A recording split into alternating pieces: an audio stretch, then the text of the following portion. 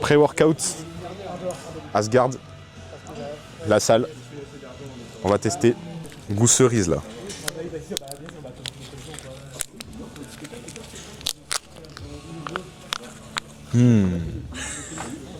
Ils sont bons, déjà ils sont bons. Mais là j'ai mis beaucoup trop d'eau. Et je peux pas le manger. Ah c'est trop bon. Tu peux de rice cook en fait.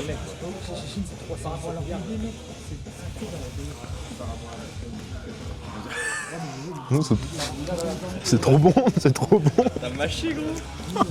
T'es un baiser. Il va te skier au-dessus là, vas-y. Après si je le prends dans la séance c'est bien aussi non? Ouais, bah ouais en fait c'est un workout, c'est un truc à prendre aussi, enfin avant et pendant aussi tu vois.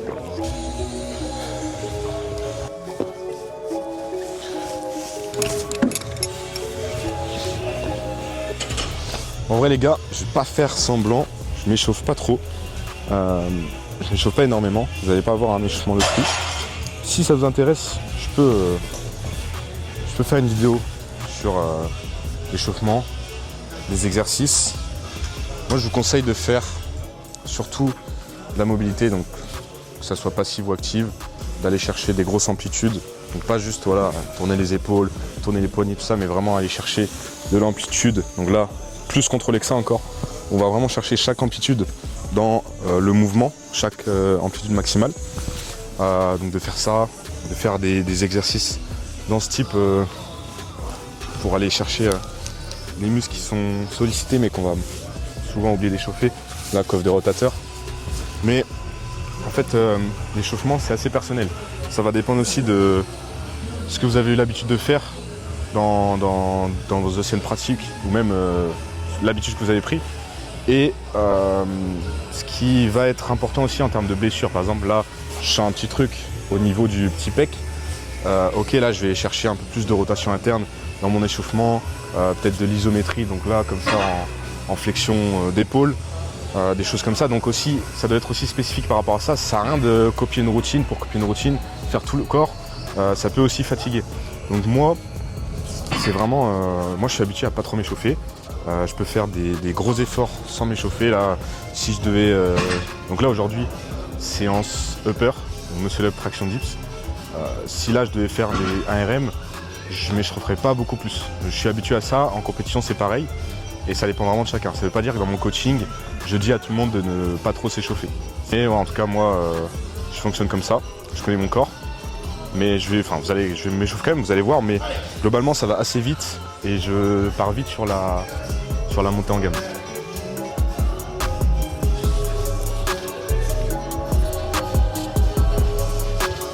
C'est aussi important d'être capable de faire des efforts comme ça sans un échauffement de malade.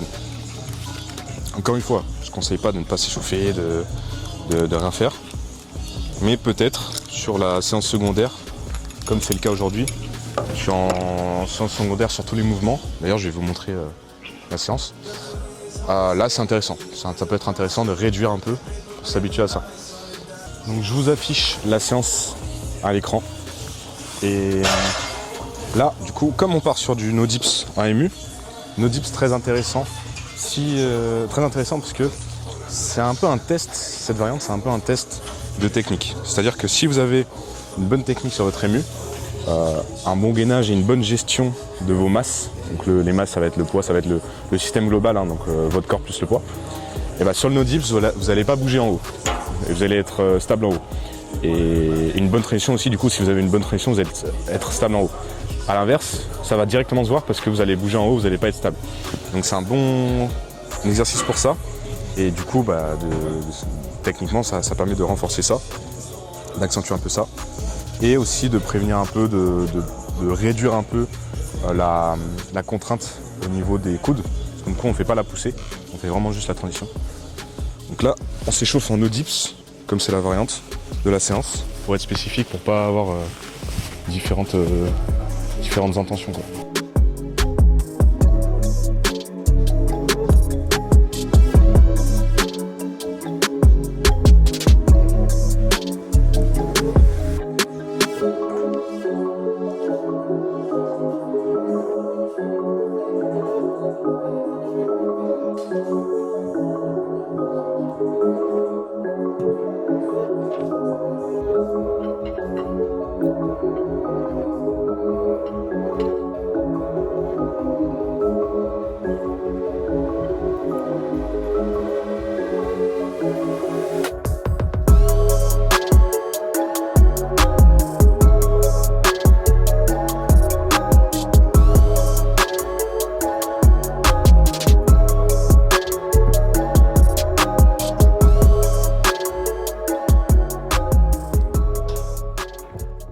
les gars, la semaine 1, j'ai filmé vlogué volontairement la séance un peu chiante, fin de semaine.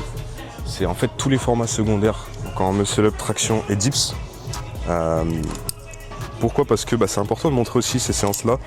Faut pas croire que le SL c'est juste on va faire de la force, on va faire des séances proches de nos max, même des formats de volume mais assez intensifs quoi. Là c'est un peu moins le cas. Bon, c'est du volume hein, donc 2x5, 2x7.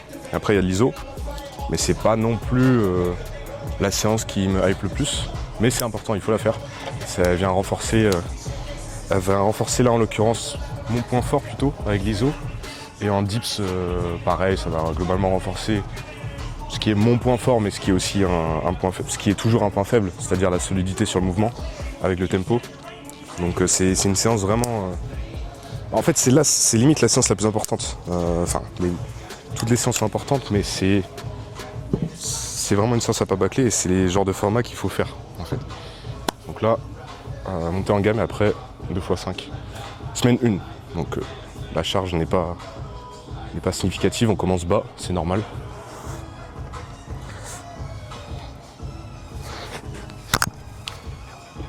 Je tapais le micro. Ça c'est con.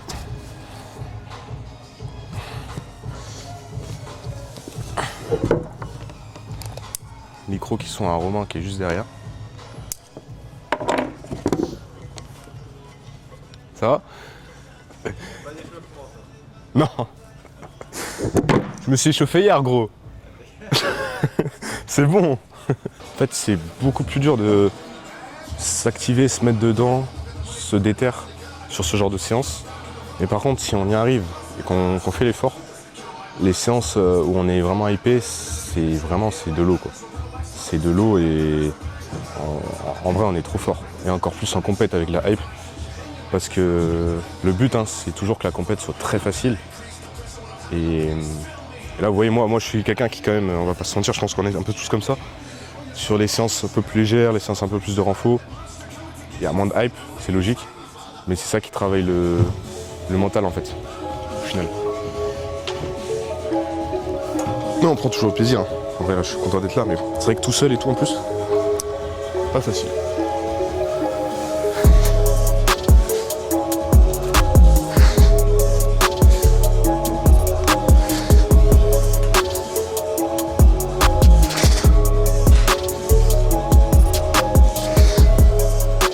Putain, j'ai un grip de merde. Il faudra prendre un meilleur grip là. Là j'ai mal le setup. Ça souvent c'est une erreur que les gens ils font. C'est de vraiment, je vais vous montrer, de pas prendre un bon grip vraiment dès le départ. Et il me semble que là, à force de parler, je l'ai pas fait du coup, mais de vraiment, donc souvent j'ai des clients qui vont se placer comme ça et ils vont partir. Sauf que là déjà t'as pas un grip de base très solide. Et en plus quand tu te suspends ça descend. Et avec les reps ça descend, donc tu finis ta série, t'es comme ça. Alors que si tu pars vraiment, t'abuses. Donc déjà faut être assez haut parce que sinon, là typiquement si j'étais plus bas je pourrais pas. Mais si tu pars, t'abuses bien. Donc tu vois moi je viens bien chercher là. Et hop, je mets vraiment mon poignet au-dessus. Et là je l'ai pas fait avant du coup. Hop, au-dessus comme ça. Là déjà tu pars avec un strong grip du coup. Et quand tu te places, après il faut une bonne mobilité, un bon grip, c'est sûr, ça se travaille. Tu vois, mon poignet il reste haut. Et là déjà j'ai un meilleur grip. Et après ça descend, mais voilà, ça descend ici quoi.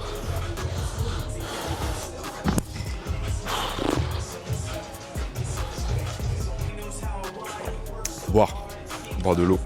J'ai pris ma bouteille carrément. Ça en est bien. Allez.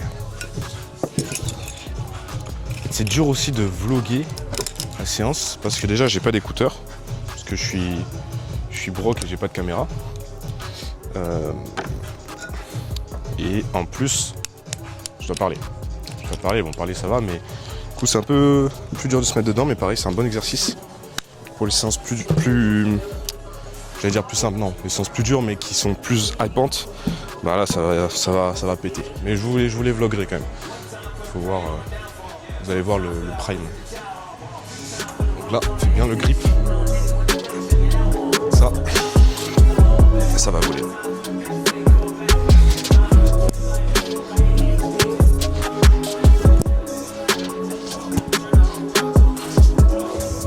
c'était mieux. Non, 2 x 7. Je pense que ça va finir 2 x 5. 25. 38, 33. Je pense 38. Il fera finir à 38 à mon avis. Et 2 x 7 du coup, à peu près 33 ou 32. Bon après tu me diras ça vole pas trop. Hein. C'est vrai que là c'est pas rassurant pour une semaine 1. Mais des fois c'est mieux en semaine 2. Le temps de s'adapter aussi au bloc, de reprendre la condition physique qui diminue avec la fatigue du bloc d'avant. Des fois c'est mieux en semaine 2. Donc sur ça je m'en fais pas trop. Puis les formats, les deuxième séances, je suis jamais très très bon et c'est normal. Donc faut pas forcément s'inquiéter quoi.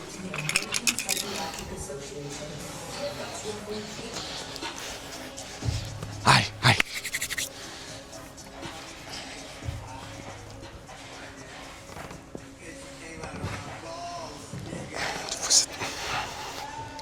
Ah.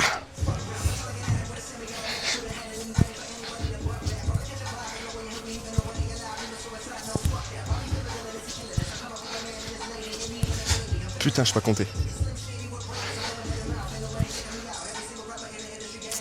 Je crois que j'ai fait 6. Allez.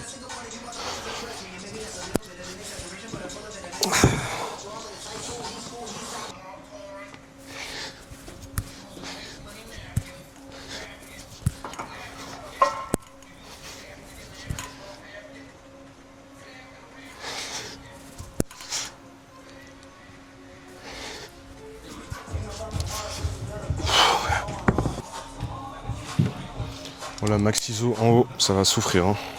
Avec 45 secondes, ça peut le faire. En plus, j'ai pas de chrono mentalement, ça c'est dur quand même. Ouais, ça mentalement, c'est un peu chiant. C'est pas grave. Allez.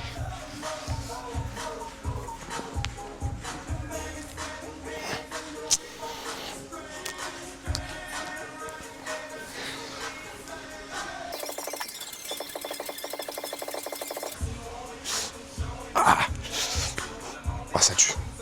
Ça tue sa mère. Ah.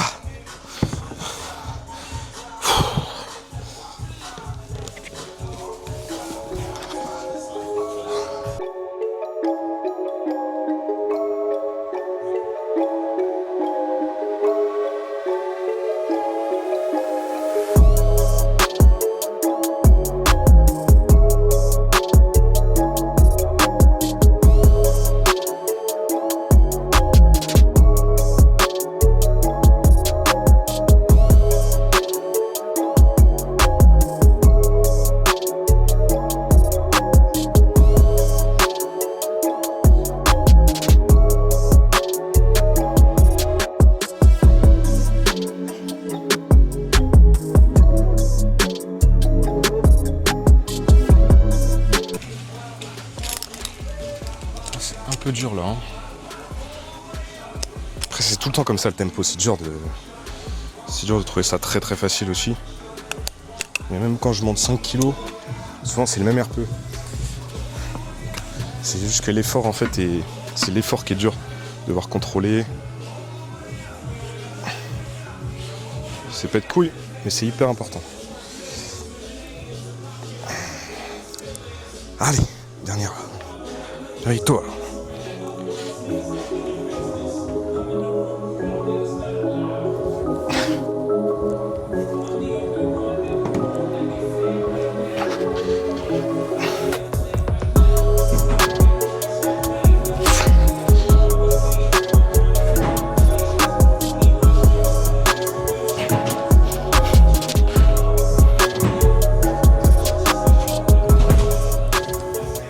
Ça va. Ouais, ça va. Allez, renfo. Pas beaucoup de renfo sur cette séance parce que en fait, je vais repasser à 5. Donc séance. Le début de semaine, c'est les séances isolées. Donc tout le renfo, globalement, est en début de semaine. Là, c'est juste un renfo poignet. Donc ça va pas beaucoup de renfo, mais je l'ai fait la semaine. Je l'ai fait.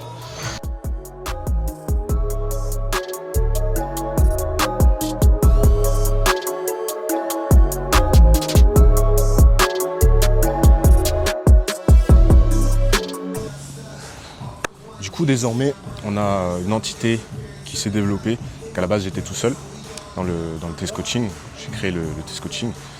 On est désormais 3 coachs et kiné, nutrition, prépa mentale. Du coup, à nous 3, on a accompagné plus de 110 personnes, 110 athlètes. Moi, personnellement, à peu près 60, il me semble. Et donc voilà, là, l'idée, c'est d'être spécifique sur la prépa comp, mais globalement, l'optimisation de la perf en streetlifting. Même si vous ne faites pas de compétition, on essaiera d'avoir une logique de progression rapide, mais saine. On ne va pas prendre des risques à tout prix. L'idée, c'est d'avoir un truc logique sur le long terme, sain sur le long terme. Donc, si vous êtes intéressé, vous avez un lien en bio pour faire un appel avec nous. L'appel n'engage en rien et en fait, on vous aide dedans. On vous donne quand même des conseils gratuits, des analyses techniques ou des conseils de prog. Donc, moi, je vous conseille de le prendre. Et après, si ça ne fit pas et qu'on ne trouve pas d'accord, bah, vous pouvez repartir et vous aurez le choix entre nous 3 en tant que coach. Forcément, vous me voyez plus, mais si je suis travaillé avec eux, c'est qu'ils sont tous les 2 aussi compétents que moi, si ce n'est plus, à mon avis. Donc, voilà. Si vous avez aimé la vibe de la vidéo, partagez, c'est ça qui donne de la force. Et à la prochaine.